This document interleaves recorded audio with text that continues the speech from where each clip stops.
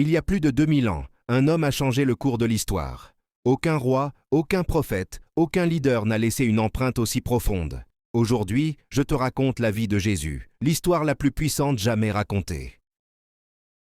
Jésus naît à Bethléem, dans une étable, car il n'y avait pas de place dans l'auberge. Sa naissance avait été annoncée par les prophètes depuis des siècles. Un ange apparaît à Marie. Tu enfanteras un fils, et tu l'appelleras Jésus. Des bergers, guidés par une lumière, viennent adorer l'enfant. Des mages venus de l'Orient apportent de l'or, de l'encens et de la myrrhe. Jésus grandit dans la petite ville de Nazareth. À 12 ans, il étonne les docteurs de la loi dans le temple par sa sagesse. Son enfance est simple, humble, mais remplie de la présence de Dieu. À environ 30 ans, Jésus se rend au Jourdain où Jean-Baptiste baptise les foules. Quand Jésus entre dans l'eau, le ciel s'ouvre, et une voix dit « Celui-ci est mon Fils bien-aimé, en qui j'ai mis toute mon affection. » C'est le début de son ministère. Jésus forme 12 disciples. Il prêche l'amour, le pardon, la foi et la vérité. Il guérit les malades, ouvre les yeux des aveugles, relève les paralysés, calme la tempête et même ressuscite les morts.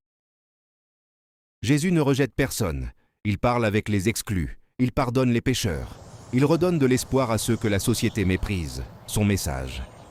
Aimez-vous les uns les autres comme je vous ai aimés. La veille de sa mort, Jésus partage un dernier repas avec ses disciples. Il dit « Ceci est mon corps, ceci est mon sang ». Judas, l'un des siens, le trahit pour 30 pièces d'argent. Jésus est arrêté dans le jardin de Gethsémani accusé à tort. Jésus est condamné. Il porte la croix jusqu'au Golgotha. Cloué sur le bois, il dit « Père, pardonne-leur, car ils ne savent pas ce qu'ils font ». 3 jours plus tard, le tombeau est vide. Jésus est ressuscité. Il apparaît à ses disciples et leur dit « Tout pouvoir m'a été donné dans le ciel et sur la terre ». Aujourd'hui encore, des milliards de personnes connaissent son nom, trouvent la paix dans ses paroles et la force dans son amour. Jésus n'était pas seulement un prophète, il est le Sauveur, le Fils de Dieu, celui qui transforme les vies.